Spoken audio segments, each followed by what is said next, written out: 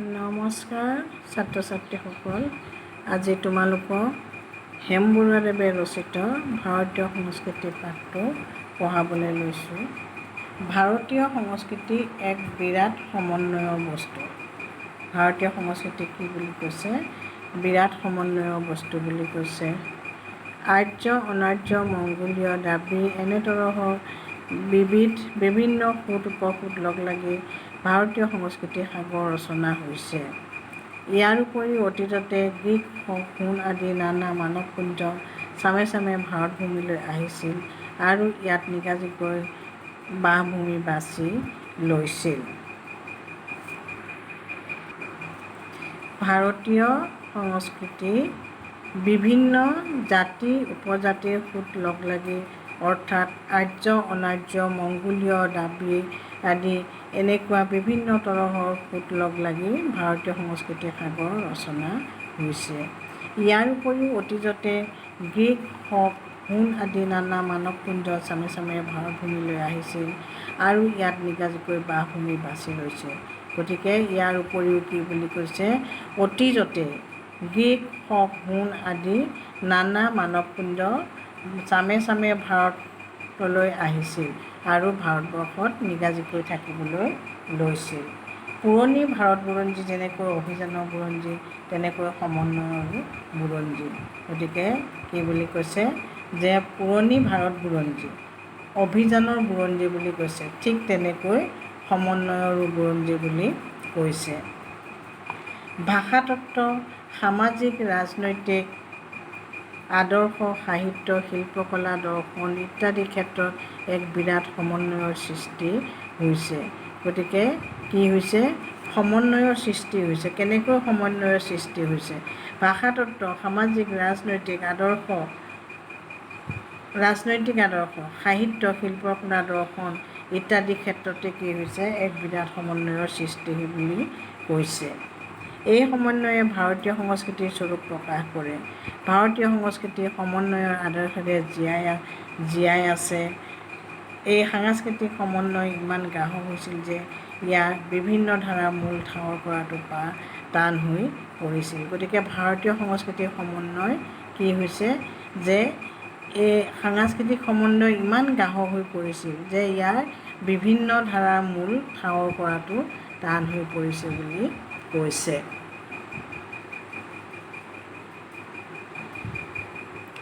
কৰ্মবৰ্ধমান শক্তিয়ে হৈছে প্ৰকৃত শক্তি। গতিকে কৰ্মবৰ্ধমান, যে কৰ্ম অনুসৰি যিটো বৰ্ধমান হৈছে সেই শক্তিয়ে কি বুলি কৈছে?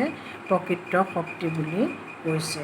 কৰ্মবৰ্ধমান শক্তি ভাৰতীয় সংস্কৃতিৰ প্ৰাণ। গতিকে ভাৰতীয় সংস্কৃতিৰ প্ৰাণ বুলি ক'লে আমি কি বুলি ক'ব লাগিব? যে কৰ্মবৰ্ধমান শক্তি। এইকাৰণে ভাৰতীয় সংস্কৃতিৰ জীৱন্ত শক্তি। সেইকাৰণে ভাৰতীয় সংস্কৃতিক কি বুলি কৈছে? জীৱন্ত শক্তি বুলি কৈছে। স্পেংলাৰৰ সভ্যতা সংস্কৃতি সম্বন্ধীয় তথ্যই এইকাৰণেই ভাৰতীয় সংস্কৃতিৰ ওপৰত প্ৰভাৱ বিস্তাৰ কৰিব পৰা নাই। স্পেংলাৰৰ সভ্যতা সংস্কৃতিয়ে কি কৰিছে? ভাৰতীয় সংস্কৃতিৰ ওপৰত সেইকাৰণেই প্ৰভাৱ বিস্তাৰ কৰিব পৰা নাই বুলি কৈছে। বুৰঞ্জীৰ বেলেগ বেলেগ স্তৰে ভাৰতীয় সংস্কৃতিৰ গাত একোটা আঁচোৰ মাৰি গৈছে। গতিকে বুৰঞ্জীৰ একোটা বেলেগ বেলেগ স্তৰ থাকে। সেই স্তৰে কি কৰিছে? ভাৰতীয় সংস্কৃতিৰ গাত একোটা আঁচোৰ মাৰি থৈ গৈছে। এইখিনিতে আমি সভ্যতা আৰু সংস্কৃতি এই শব্দ দুটাৰ মাজত কিবা পাৰ্থক্য আছেনে চিন্তা কৰি চোৱা উচিত। গতিকে আমি এইখিনিতে সভ্যতা আৰু সংস্কৃতিৰ আমি পাৰ্থক্য পাম। আচলতে এই শব্দ দুটাৰ মাজত পাৰ্থক্য আছে। এটাৰ সলনি আনটো ব্যৱহাৰ কৰিব নোৱাৰি। গতিকে কি বুলি কৈছে? যে সভ্যতা আৰু সংস্কৃতিৰ মাজত পাৰ্থক্য আছে। এটা আনটোৰ সলনি কেতিয়াও ব্যৱহাৰ হ'ব নোৱাৰে। সভ্যতাই বিশেষ এটা সামাজিক বা ৰাজনৈতিক অৱস্থা বুজায়। ই এটা সমাজ পদ্ধতি। গতিকে সভ্যতাই কি বুজায়? যে বিশেষ এটা সামাজিক বা ৰাজনৈতিক অৱস্থাৰ কথা বুজায়। ই এটা কি বুলি কৈছে? সমাজ পদ্ধতি বুলি কৈছে।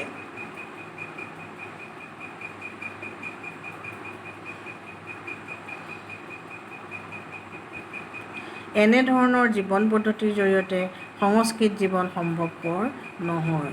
গতিকে এনেধৰণৰ জীৱন পদ্ধতিৰ জৰিয়তে কি বুলি কৈছে, সংস্কৃত জীৱন কেতিয়াও সম্ভৱপৰ নহয়। এইখিনিতেই আমি কি পাম, সভ্যতা আৰু সংস্কৃতিৰ পাৰ্থক্য পাম। সমাজ সভ্য অৰ্থাৎ সুশৃংখল নহ'লে কোনো ব্যক্তি বা অনুষ্ঠানৰ পক্ষে সৃষ্টিমূলক কাম হাতত লোৱাটো সম্ভৱপৰ নহয়। গতিকে সমাজ এখন সভ্য বা সুশৃংখল নহ'লে কোনো ব্যক্তি বা অনুষ্ঠানৰ পক্ষে সৃষ্টিমূলক কাম হাতত ল'ব নোৱাৰে। আনহাতে সংস্কৃতি হৈছে কোনো এটা জাতি বা সমাজ এখনৰ জীৱন প্ৰতিভা। গতিকে আনহাতে কি বুলি কৈছে যে সংস্কৃতি হৈছে কোনো এটা জাতি বা সমাজ এখনৰ জীৱন প্ৰতিভা বুলি কৈছে। এটা জাতি সুসভ্য হ'ব পাৰে, আনহাতে ইয়াৰ তেনে কোনো লেখত ল'বলগীয়া সাংস্কৃতিক স্তৰ নাথাকিব পাৰে। গতিকে কি বুলি কৈছে যে সংস্কৃতি হৈছে কোনো এটা জাতি বা সমাজ এখনৰ জীৱন প্ৰতিভা বুলি কৈছে। এটা জাতি সুসভ্য হ'ব পাৰে, কিন্তু ইয়াত তেনে কোনো লেখত ল'বলগীয়া সাংস্কৃতিক স্তৰ নাথাকিব পাৰে। ভাষা, সাহিত্য, সুকুমাৰ কলা, দৰ্শন ইত্যাদিৰ ক্ষেত্ৰত প্ৰকাশ পোৱা প্ৰতিভাই হৈছে জাতিবিশেষৰ সংস্কৃতিৰ মাপকাঠি। গতিকে সংস্কৃতিৰ মাপকাঠি বুলিলে আমি কি বুজিম, যে সুকুমাৰ কলা, দৰ্শন ইত্যাদিৰ ক্ষেত্ৰত প্ৰকাশ পোৱা প্ৰতিভাবিলাকেই হৈছে সংস্কৃতিৰ মাপকাঠি। সভ্যতাই সমাজ সুশৃংখল কৰি সংস্কৃতিৰ সৃষ্টিত আৰু ৰূপ দিয়াত সহায়তা কৰে। গতিকে সভ্যতাই কি কৰিছে, সমাজ এখন সুশৃংখলিত কৰি কি কৰে, সংস্কৃতিৰ সৃষ্টিত ৰূপ দিয়াত সহায় কৰে। সংস্কৃতিৰ অবিচ্ছিন্ন ধাৰাই হৈছে ভাৰতীয় জীৱনৰ মূল সম্পদ। গতিকে এইখিনিতে এটা আমাৰ প্ৰশ্ন হয় যে ভাৰতীয় জীৱনৰ মূল সম্পদ কি? সংস্কৃতিৰ অবিচ্ছিন্ন ধাৰা, বিচ্ছিন্ন কৰিব নোৱাৰি সংস্কৃতিক। গতিকে সংস্কৃতিৰ অবিচ্ছিন্ন ধাৰাই হৈছে ভাৰতীয় জীৱনৰ মূল সম্পদ। ইয়াৰ প্ৰৱাহ বাধাহীন গতিৰ বুৱতী সুঁতি। গতিকে ইয়াৰ প্ৰৱাহ কি বুলি কৈছে, বাধাহীন গতিৰ, মানে বাধা নিদিয়াকৈ বাধাহীন গতিৰ বুৱতী সুঁতি বুলি কৈছে। গতিকে বুৱতী সুঁতিক আমি কেতিয়াও বাধা দিব নোৱাৰোঁ। ঠিক তেনেকৈ কি বুলি কৈছে, সংস্কৃতিৰ অবিচ্ছিন্ন ধাৰাকো আমি বাধা দিব নোৱাৰোঁ। ই অতীজৰে পৰা একেবাৰে নিৰবিচ্ছিন্নভাৱে বৈ আহিছে। গতিকে কি বুলি কৈছে, যে এই অতীজৰে পৰাই নিৰবিচ্ছিন্নভাৱেই বৈ আহিছে। সমাজৰ ওপৰত প্ৰাকৃতিক পৰিবেষ্টনৰ সাজ পৰাটো স্বাভাৱিক কথা। ভাৰতীয় ভৌগোলিক জীৱন বৈচিত্ৰ্যময়। গতিকে ভাৰতীয় ভৌগোলিক জীৱন কি বুলি কৈছে, বৈচিত্ৰ্যময় বুলি কৈছে। কেনেকৈ, যে এফালে শুকান মৰুভূমি, আনফালে মৌচুমীৰ তাণ্ডৱ নৃত্য। এফালে যদি কি বুলি কৈছে, শুকান মৰুভূমি আছে, আনফালে কি বুলি কৈছে, মৌচুমীৰ তাণ্ডৱ নৃত্য বুলি কৈছে। এফালে পৰ্বতমালাৰ উচ্চ শিখৰ, আনফালে যোজনব্যাপ্ত সমতল ভূমি। এফালে যদি সুউচ্চ পৰ্বতমালা আছে, আনফালে কি বুলি কৈছে, যে যোজনব্যাপ্ত বহুত দূৰলৈকে ব্যাপি থকা সমতল ভূমি আছে বুলি কৈছে। প্ৰাকৃতিক দৃশ্যাৱলীৰ পাৰ্থক্য, জলবায়ুৰ পাৰ্থক্য, জীৱনৰ গতিধাৰাৰ বৈচিত্ৰ্য ইত্যাদিৰ সৃষ্টিয়ে ভাৰতীয় জীৱন। গতিকে ভাৰতীয় জীৱন কেনেকুৱা, যে প্ৰাকৃতিক দৃশ্যাৱলীৰ পাৰ্থক্য, জলবায়ুৰ পাৰ্থক্য, জীৱনৰ গতিধাৰা বৈচিত্ৰ্য এইবিলাকৰ সৃষ্টিয়েই হৈছে ভাৰতীয় জীৱন। ভাৰতীয় মানে প্ৰাকৃতিক অসামঞ্জস্যক স্বীকাৰ কৰি লৈছে। এনেধৰণৰ মনস্তাত্ত্বিক প্ৰস্তুতিয়েই জীৱনৰ অসামঞ্জস্যকো স্বীকাৰ কৰি ল'বলৈ বাধ্য কৰিছে। ভাৰতীয় বিশাল ভূখণ্ডই একালত বাহিৰৰ মানৱপুঞ্জক আহ্বান জনাইছে। এছিয়াৰ চৌদিশৰ পৰা অহা মানৱপুঞ্জৰ সোঁতে দেশ প্লাবিত কৰিছে। গতিকে কি বুলি কৈছে, যে এছিয়াৰ চৌদিশৰ পৰা মানৱপুঞ্জ আহি কি কৰিছে, আমাৰ ভাৰতবৰ্ষত প্ৰৱেশ কৰিছে। প্ৰত্যেকেই ব্যক্তিগত প্ৰতিভা অনুসৰি সংস্কৃতি ৰচনাত বৰঙণি যোগাইছিল। গতিকে প্ৰত্যেকেই তেওঁলোকৰ নিজৰ প্ৰতিভা অনুসৰি সংস্কৃতি ৰচনাত বৰঙণি যোগাইছিল। পণ্ডিত ৰাহুল সংকীৰ্তায়নৰ সমভলগা টু গংগা নামৰ কিতাপত এই সম্বন্ধে বহুল বৰ্ণনা আছে। গতিকে এইখিনিতে এটা প্ৰশ্ন হয় যে ফম ভলগা টু গংগা নামৰ কিতাপখন কোনে লিখিছিল বা কোনে ৰচনা কৰিছিল? গতিকে ইয়াৰ উত্তৰত আহিব পণ্ডিত ৰাহুল সংকীৰ্তায়নে। প্ৰাকৃতিক ব্যৱধানৰ কাৰণেই হওক বা আন কিবা কাৰণেই হওক, যিসকল আৰ্যই প্ৰব্ৰজন কৰি আহি ভাৰত ভূমিত নিগাজীকৈ থাকিবলৈ ল'লে, সেইসকলৰ আদিম বাসভূমি মধ্য এছিয়াৰ লগত স্বাভাৱিকতে সম্বন্ধ টুটি আহিবলৈ ধৰিলে। গতিকে প্ৰাকৃতিক ব্যৱধানৰ কাৰণেই হওক বা আন কিবা কাৰণতেই হওক, যিসকল আৰ্যই আহি ভাৰত ভূমিত নিগাজীকৈ থাকিবলৈ ল'লে, সেইসকলৰ আদিম বাসভূমি মধ্য এছিয়াৰ লগত তেওঁলোকৰ সম্বন্ধ নাইকিয়া হ'বলৈ ধৰিলে। আনকি ভাৰতবৰ্ষ আৰু আফগানিস্তানক একগোট কৰি থোৱাৰ চেষ্টাও ফলৱতী নহ'ল। একালত এই দুই অঞ্চলৰ মাজত যে সংযোগ আছিল, সেই কথাৰ সাক্ষীস্বৰূপে আজিও কান্দাহাৰ চহৰ আছিল। যে একালত কি আছিল? ভাৰতবৰ্ষ আৰু আফগানিস্তান কি হৈ আছিল? এটা হৈ আছিল। আৰু সেই কথাৰ সাক্ষী আজিও কি আছে? কান্দাহাৰ চহৰ আছে বুলি কৈছে। কান্দাহাৰ ভাৰতীয় নাম। গ্ৰীকসকলে পাঞ্জাৱ আৰু আফগানিস্তান একগোট কৰি থ'বলৈ চেষ্টা কৰিছিল। তেওঁলোকৰ এই চেষ্টা ব্যৰ্থ হৈছিল।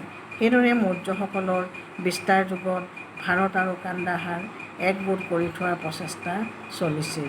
এই প্ৰচেষ্টাও গ্ৰীকসকলৰ চেষ্টাত ব্যৰ্থ হোৱাৰ দৰে ব্যৰ্থ হৈছিল। ভাৰতীয় সংস্কৃতি একালত সমগ্ৰ দক্ষিণ পূৰ্বাঞ্চলত বিয়পি পৰিছিল।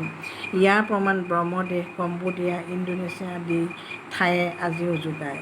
এই অঞ্চলসমূহত 1200 বছৰ জুৰি জীয়াই থকা হিন্দু ৰাষ্ট্ৰবোৰেও ইয়াৰ প্ৰমাণ দিয়ে। প্ৰবল সোঁতে মধ্য এছিয়াৰ পৰা আৰম্ভ কৰি দক্ষিণ পূব এছিয়ালৈকে স্পৰ্শ কৰিছিল। এই অভিযান জলপথ আৰু স্থলপথ দুয়ো দিশৰ পৰাই সাধিত হৈছিল। সম্যক দৃষ্টিৰে চালে দেখা যায়, ভাৰত বুৰঞ্জী হৈছে ৰাজ্যৰ উত্থান পতন, ভঙা গঢ়াৰ সবিশেষ বুৰঞ্জী। গতিকে আমি সম্যক দৃষ্টিৰে যদি চাওঁ, তেতিয়াহ'লে আমি গম পাম যে ভাৰত বুৰঞ্জী ৰাজ্যৰ উত্থান পতন, উঠা আৰু ওপৰলৈ উঠা আৰু পতন হোৱা বা ভঙা গঢ়াৰ সবিশেষ বুৰঞ্জী বুলি কৈছে। ইটোৰ পিছত সিটো গোষ্ঠীৰ আক্ৰমণ বা অভিযান, ইটো পৰিয়ালৰ পাছত সিটো পৰিয়ালৰ শাসনভাৰ গ্ৰহণ ইত্যাদি ঘটনাৰে ভাৰতৰ বুৰঞ্জী ভাৰাক্ৰান্ত। তথাপি ভাৰতীয় সংস্কৃতিৰ মূল সুঁতি ক্ৰমবৰ্ধমান সোঁতেৰেই বৈ আছিল। ই অকস্মাতে ৰাজ্য ভঙা গঢ়াৰ হেঁচাত ৰুদ্ধ হৈ যোৱা নাছিল। এই হৈছে সংস্কৃতি আৰু ঐতিহ্যৰ বৈশিষ্ট্য। মহেঞ্জোদাৰো আৰু হৰপ্পা সংস্কৃতিয়ে এটা আৰ্য-পূৰ্ব যুগৰ কথা কয়। এই সংস্কৃতি কালৰ বৰাহত নষ্ট হৈছিল সঁচা কথা, তথাপি ই শুকান চিনচাপ নোহোৱা হোৱা নাছিল। মহেঞ্জোদাৰো সংস্কৃতিক অস্বীকাৰ কৰি নহয়, ইয়াৰ ওপৰত ভেটি কৰিহে পাছৰ যুগৰ আৰ্যসকলে নতুন সাংস্কৃতিক জীৱন গঢ়ি তুলিছিল। ইয়াৰ বুকুৰ পৰা ভালেখিনি সংস্কৃতিৰ সম্ভাৰ তেওঁলোকে বুটলি লৈছিল। শিৱ আৰু শক্তি পূজাৰ মূল বিচাৰি প্ৰত্নতাত্ত্বিক পণ্ডিতসকলে ইয়াৰ কাষ চাপিছিল আৰু ইয়াতেই তেওঁলোকে মূল আৱিষ্কাৰো কৰিছিল। ধ্যানস্থ শিৱৰ কল্পনা মহেঞ্জোদাৰো সাংস্কৃতিক সম্পদ। সেই সভ্যতাৰ মোহৰত ই আজিও অংকিত হৈ আছে। মৰমৰ ছাত্ৰ ছাত্ৰীসকল, আজিলৈ কালাংশটো ইমানতে সামৰিছোঁ। আকৌ আমি পিছৰ কালাংশত বাকীখিনি আগুৱাই লৈ যাম। নমস্কাৰ।